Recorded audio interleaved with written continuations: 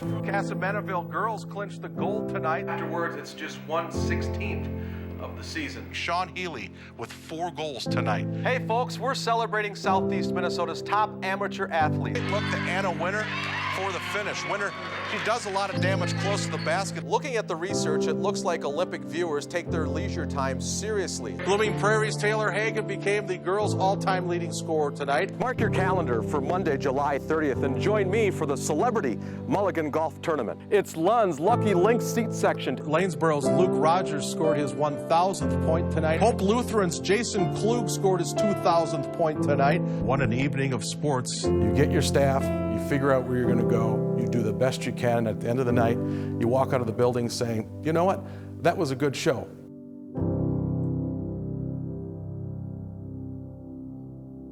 It was from this spot on New Year's Eve 2020 that Pat Lund anchored his final newscast. He said he was the luckiest guy in the world. He got to stay home, got to do his job here. Pat was part of southeastern Minnesota. He was in our living rooms and on the sidelines in countless communities, but there was much more to the man we all saw on TV. Born and raised, so I've been around forever. I grew up about 8 blocks from the old TV station, and back then the old TV station had a torch on the top that was always lit. And I'd always look at the place and go, you know, someday that'd be kind of a cool place to work. My best memory of Christmas is when we were all kids. My dad had this 8mm or 5mm little film camera, and he'd make everybody walk down the stairs and look at the camera. My mom hated it, my brother hated it, my sister hated it, but I loved it. I loved that my dad had the camera on me and I'd ham in front of the camera and I'd wave and have a great time. So maybe that was the start of where I am today.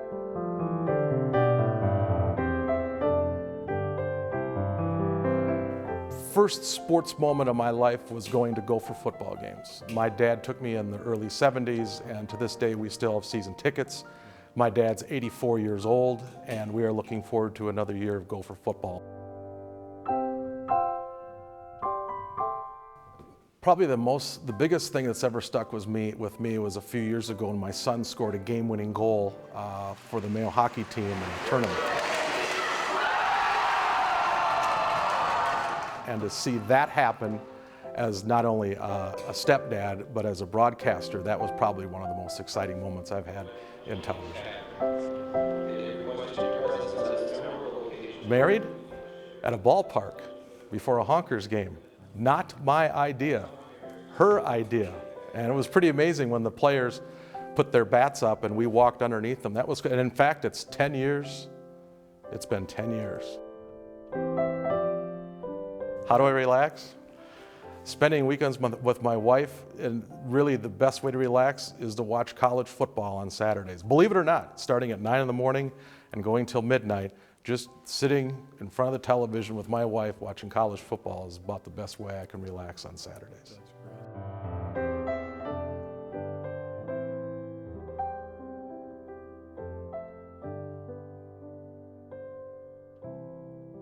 So we all felt we knew and loved Pat, but really it was his family who, of course, knew him best.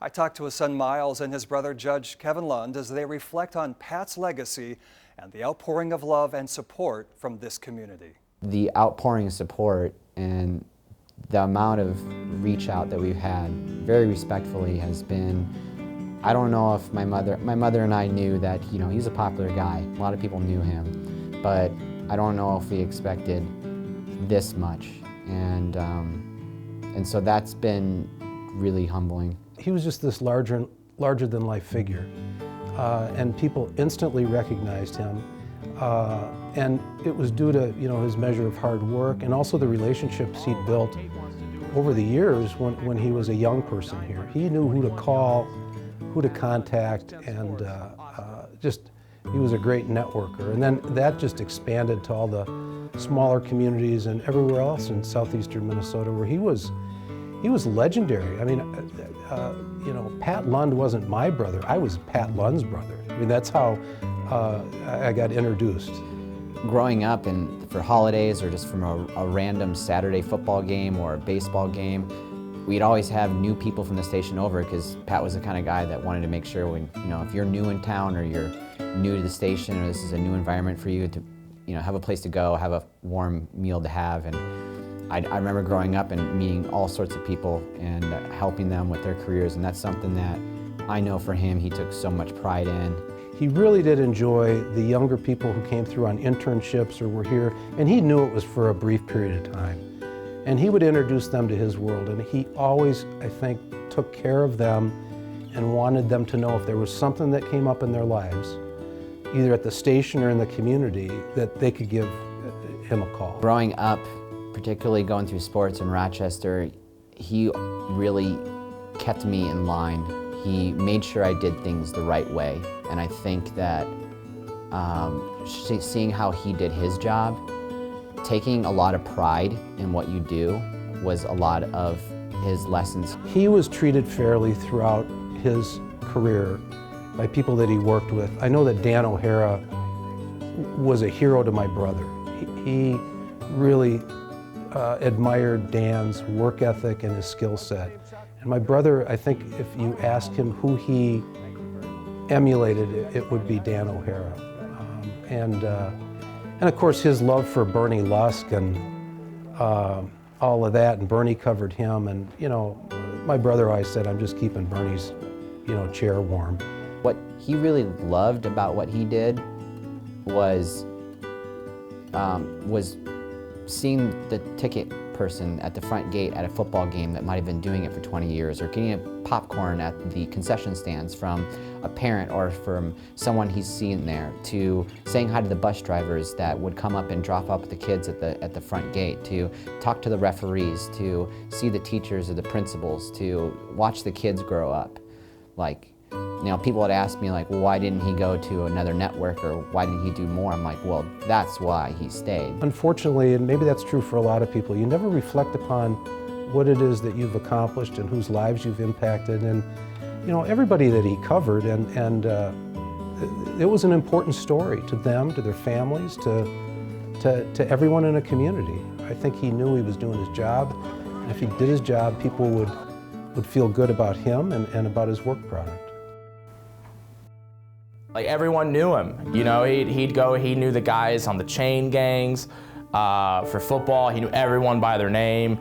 The crowd knew who he was. He was just a huge personality. And it was so fun to watch him work the stands, work the sidelines, and know everybody in the room. And the one thing that I'm really gonna miss about him, he always comes in and he would say, you know what, you're a brother from another mother. And we were definitely brothers, and friends. He cared about everyone. He cared about the small schools, he cared about the Rochester schools, and he tried to give everyone the same amount of time.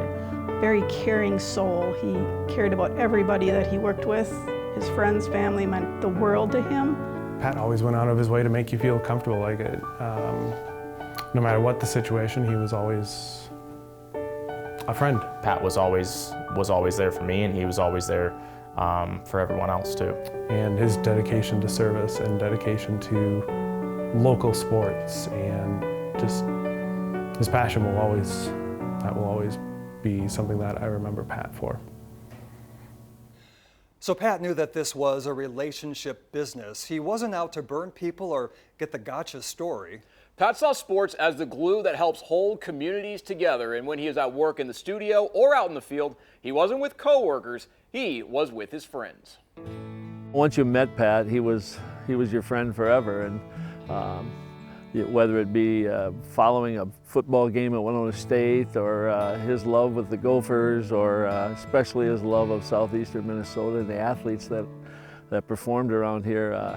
He brought pride to the towns because he put them on the air. He's this larger-than-life figure, He's this guy that has been a mainstay, part of our culture of southeastern Minnesota. It was going to be a big-time game. If Pat was there and Chuck with the camera and we had the KTTC van with the tower on it, then you knew that we were playing a big game. He was one of us, and I think that's what really helped with his pure love for what he did, because he was talking about his hometown community in the area that he grew up in. So For him to go out and cover all these sports and these kids, I mean, it was the world to him. It was his dream job. When someone's at their job and as good at it as Pat was, they become kind of an icon, and it becomes an honor for kids to have their name mentioned and possibly be interviewed by him and things like that. So he had a lot of influence on a lot of kids. He was an icon. I mean, he made athletics in this area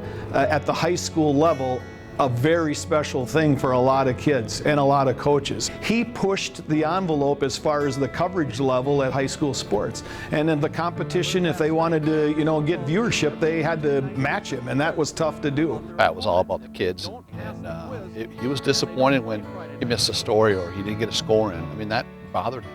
But that just, again, shows, how much he truly cared about doing the job the right way. And that meant a lot to us coaches as well.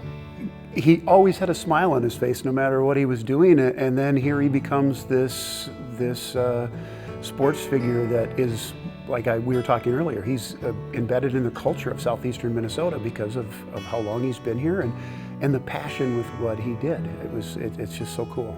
Pat was and is the face of high school football in southeastern Minnesota. Obviously Rochester got a lot of coverage, but he was very good. KTTC was very good at covering the small schools around the surrounding area and things like that too. And I just recognize him as not really someone from Rochester, but someone that represented all of southeast Minnesota. In a time when sports coverage is really focusing on professional athletics and some college, Pat maintained a prep high school focus, and that was important to a lot of people. He was genuinely an icon and loved his craft. And Rochester's lost somebody that I think we all care about. We lost a friend. So there's no thrill like seeing yourself or your town being recognized on TV. It's magic that Pat knew could absolutely change a young athlete's year. And so Sports Extra was born. It's a show Pat helped build from the ground up to showcase the accomplishments of young athletes and teams in southeastern Minnesota. While Pat is gone, his legacy lives on through our sports department, and those that saw his life's work know he was the best of the best. It seemed to me like Pat wasn't work for him. It just seemed like it's truly what his love was covering sports in southeast Minnesota, and it showed. He built, Sports Extra was, that's a reflection on Pat. That'll forever be tied to Pat Lund. And kids, parents, grandparents, fans in general could not wait until 10:20 on Friday night to watch Sports Extra, knowing that Pat and his team were going to do a phenomenal job like they always did. What we would do after we would be done with a home game is our coaches, I would bring a bunch of food and we'd kind of hang out in our training room and turn on the TV, and we would watch Sports Extra every Friday. He set a tradition that is unmatched probably, and I think what's unique in this area is they're treated like they're Metro pro athletes. They get the coverage that a pro athlete would get in Minneapolis. So to be highlighted on your local TV station and Pat promoted in that way is a pretty big deal. I think those of us who are adults realize sports might not be the biggest thing in the world, but at that time, in that moment, for those kids, it is. And for Pat to be able to capture that and put that out there on Friday night after the game for the kids to see, and now we all retweet all of those highlights from Friday night. It gets out there. It's a big deal. It was pretty special, and there were a lot of people all over southeastern Minnesota and throughout Minnesota that looked forward to watching that on Friday night. It was a very special thing. He was a really special person to a lot of people, and he's going to be missed a lot. He loved Friday night football. He felt it was a community event and that everybody came out for it, no matter whether it was a small school or for us in a big setting. And he just beamed when he had an opportunity to go up and down the sidelines and watch kids and talk to coaches and officials and chain crews. And that was his home. I think everybody that watched him every single night, he made everybody feel like they were his friend. He was the face of Southern Minnesota sports. Pat had a positive impact on these student athletes. Never had a bad word to say about a coach, athletic director, or a student athlete. I don't think we're going to see anybody like him down in this area, and for that type of time commitment, but just what he gave back. It meant everything to him. Forever, when you think about sports in Southern Minnesota, you're going to think about Pat Lund and what he meant to so many for so long. Hi from maternity leave. Pat and I worked together for about 4.5 years, and he knew just about as much as anyone could know about local sports. Over the span of 30 years, he covered countless athletes, many of them Alexanders, by the way, young and old. And of course, in ways that we're told uniquely by Pat. The path of life has been anything but easy for Rochester's Pat O'Connor. In fact, that path at times has been troubled. But back in the late 60s and into the 70s, O'Connor captured the hearts of local boxing fans with his talents. I got a chance to sit down with Pat and talk about his glory years. Pat O'Connor doesn't spend all that much time in the gym anymore. But in the late 60s and into the mid-70s, O'Connor was Rochester's fight machine. It was the only thing he was raised to do, battle in the ring. I was not a good football player. I couldn't play hockey. My brother was a much better athlete than I was. But I could do one thing very well. That's what I told Joe Mayer. I said, Joe, I'm not a football player. I'm a fighter, and I know how to fight. I don't know how to play football, Joe. I didn't think I was that good of a fighter. I won the National Gold Glove Tournament, which was a big deal. And I didn't think I was that good either. I sit back and think about it and think somebody did me some favors along the line someplace, because I never thought I beat fighters I didn't think I should have beat. $5,000 a fight. That's what O'Connor earned during the height of his career. And looking back, the 51-year-old felt the ring was his office. An organized fight, you don't have much time to enjoy yourself. You just got to take care of business and get it done. And what are your plans? Every successful fighter has good people behind him. It was no different for O'Connor. Me, Ben Sternberg, Bruno Lisi, Gene Fesenmeyer, my father, and a lot of friends that were very helpful and supported me. And as I said, I was doing real well, and they got behind me and helped me. They didn't make any mistakes.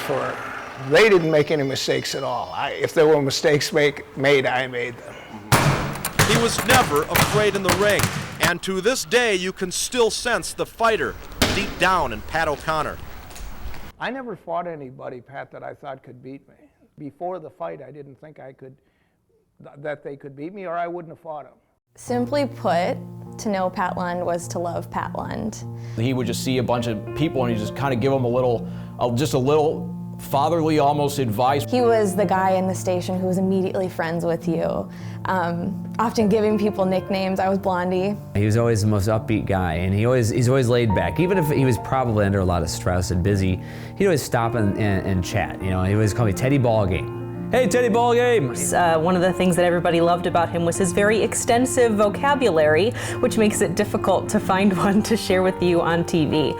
He would bring that level of levity, and he would give you a breather because he'd make you laugh. He was just like that cool uncle and was very protective of us and an advocate for us as well, which, you know, made us always look forward to being around him and working with him. When there were moments where maybe I didn't do something correctly, he wouldn't cut you down. He'd be like, hey, this is a coaching moment. And he would just coach you up, and he was a head coach at KTTC. Big stories that we covered, he was always there encouraging us and telling us, like, this is great, you're gonna go so far, you know, and it was wonderful to hear. Even when he wasn't at the station, he was the guy to check in. How you doing, kid? How you doing, Blondie? And we're gonna miss him a lot. So of course, everyone knows Pat Lund, and someone who everyone also knows here in southeastern Minnesota in the KTTC viewing area is Chuck Sibley, a longtime photographer here at KTTC. What are your thoughts, memories of Pat?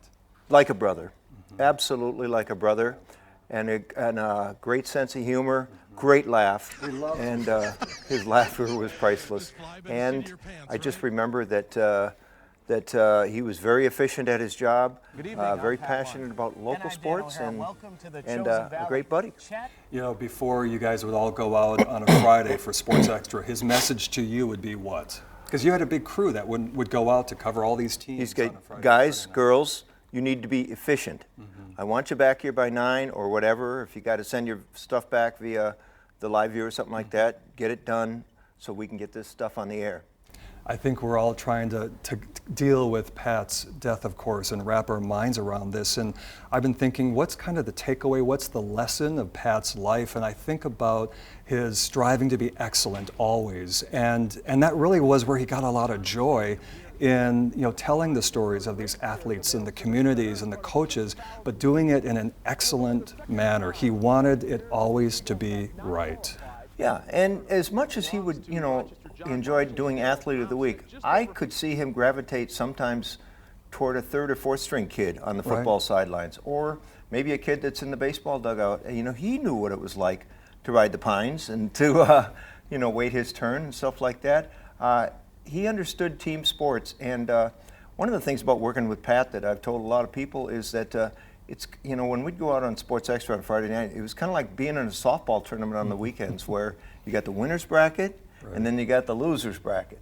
And when the weather is lousy and stuff like that, that's spending time in the loser's bracket. That doesn't mean you're done with the tournament. That just means you have to forge ahead and battle regardless of the weather. And so Pat was a great teammate. You worked with Pat for more than 3 decades, and you've been with KTTC for 4 decades now? Almost 50 years. Oh, almost 50 years. If Pat was sitting here after being a friend and a colleague, what would you say to him? I've said to him many times as we hug, maybe at the end of a Sports Extra week or something like that, love you like a brother. And I can't say it any better than that. Yeah, we all loved Pat Lund like a brother very much. Chuck, thank you so much for being part of this segment, a memorial to Pat. Thank you. God bless you, everybody. What I remember most about Pat Lund is his dedication to sports, especially on Sports Extra nights when I was directing. The one thing that we always talked about was Sports Extra and Athlete of the Week. That was Pat's baby. You might think Pat was part magician. What he pulled off on Friday nights for Sports Extra was just incredible. He was just that good. He knew how to get his team out all over the viewing area. It was important to him to get to as many games as possible. Just seeing how he handled the stress of those situations, because I mean, you have to go on the air and be not a crazy person. And in all those situations, like the anxiety level is through the roof. Like you're operating at 110 miles per hour and you just don't really know what's going on because you're going. And then it would just always shock me how he was going 100 miles per hour, then you go out on the air and it's like he's cool as a cucumber. He was the very best at knowing sports in southeastern Minnesota. Even throughout his 30 years, it was always about the players or the coaches or the schools or these small communities. It wasn't about him. He wanted to tell their stories and he got to be the voice for people that wouldn't have a voice without him. And that always wanted to make me a better director because of it. The one thing, though, that will always stick out to me is obviously Pat loves sports. I mean, that was his passion. His legacy with sports and KTTC will live on. But even after he retired, where would you find Pat Lund on a Friday night? None other than on a high school football field under the lights, because he just missed it. Whether you were an athlete in a small town or in a larger school, you were worth Pat's time. You were worth his energy, and he was going to invest that any way he could and find the resources to get to your game and to tell your story. And that was so important. It meant so much to so many people.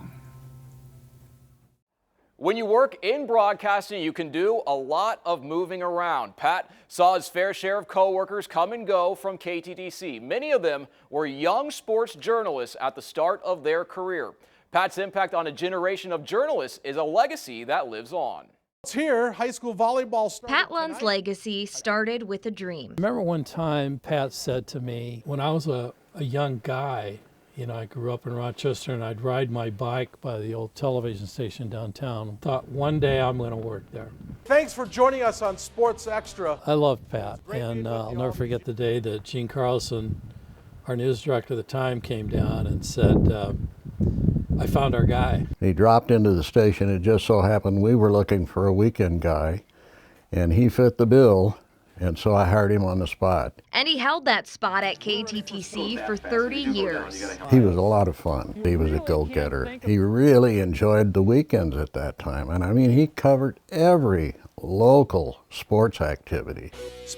Pat kept a sense of urgency and dedication for each game, playoff, and tournament. I'd come in at 7:30 in the morning. He'd be heading out the door to go talk to some of the high schools, and he'd be gone until he came back for his 6 o'clock show. He just put his heart and soul into that show. He just took a lot of pride in it. Spartans get the victory. Outside of his iconic coverage, Pat was just a great big teddy bear. He really was. Pat was a friend. He'd come to my door and he'd sit down and we'd have some chats. He was all about relationships. The words friend to all really encompass who Pat was. Coach. They are the best in the business. And teammate. The other part of Pat that was the impact he had on the other young journalists that he worked with. And I think of his sidekicks through the years, all that he taught them. Pat was the one who got me into the industry. He taught me everything and just kind of set the pace and the tone of how I wanted to be as a journalist. Pat would be the first person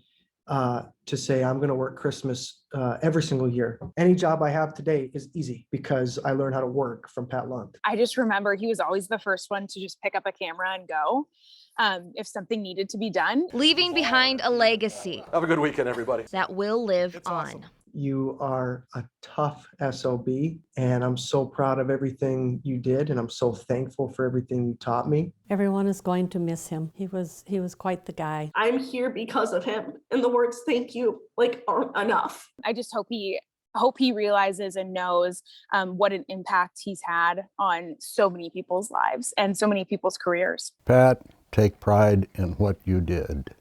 You did a heck of a job. For him to be able to achieve his dream and live it better than I think he ever knew he would, was really something. For more than 30 years, Pat never forgot this industry was about one thing: people in every community, big and small. And he made it a point to call out those towns at the end of his sportscast, a small gesture from a hometown kid doing what he loved. Let's look at sports. Good night to everybody in Ellendale. Good night to everyone in East Moline, Illinois. Good night to everybody in Altura. Good night to everybody in Goodhue. Good night to everybody in Chester, Iowa.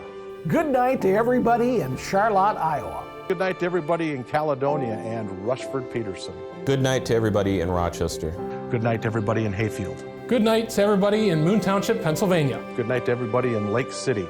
Good night to everybody in Owatonna. Good night to everybody in Lewiston. Good night to everybody in Sherrard, Illinois. Good night to everybody in Maple. Good night to everybody in Rochester. Good night to everybody in Plainview. Good night to everybody in Chaska.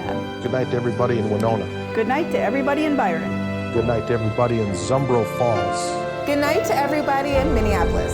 Good night to everybody in Mason City, Iowa. Good night to everybody in Lanesboro. Good night to everybody in Spring Grove.